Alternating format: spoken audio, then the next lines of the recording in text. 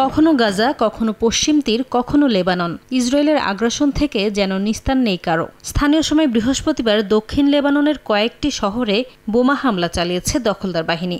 এতে বেশ কয়েকজন হতাহত হন। হামলার দায় স্বীকার করে তেল আবিব জানায়, সশস্ত্র গোষ্ঠী হিজবুল্লাহ ওই এলাকায় আবারও সামরিক শক্তি গড়ে তোলার চেষ্টা করছে। ইসরায়েলের বিমান হামলার তীব্র সমালোচনা করেছেন লেবাননের প্রেসিডেন্ট জোসেফ আউন। তবে উত্তেজনা নিরসনে তেল আবিবের সঙ্গে আলোচনায় বসতে প্রস্তুত বলেও জানান তিনি। ইসরায়েলের আরবি মুখপাত্র জানান, হামলার আগে সাধারণ মানুষদের দূরে সরে যাওয়ার নির্দেশনা দেওয়া হয়।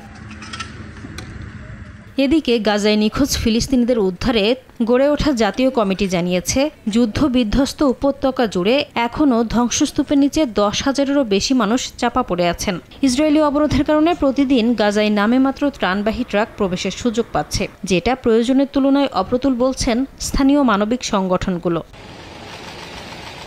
এমন পরিস্থিতির মধ্যেই ইসরায়েলের কাছে আরও এক জিম্মির মরদেহ হস্তান্তর করেছে ফিলিস্তিনের স্বাধীনতাকামী সংগঠন হামাস।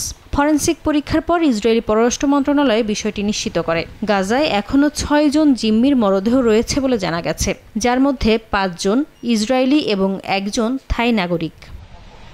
নাসরিন রুমি, সময় সংবাদ।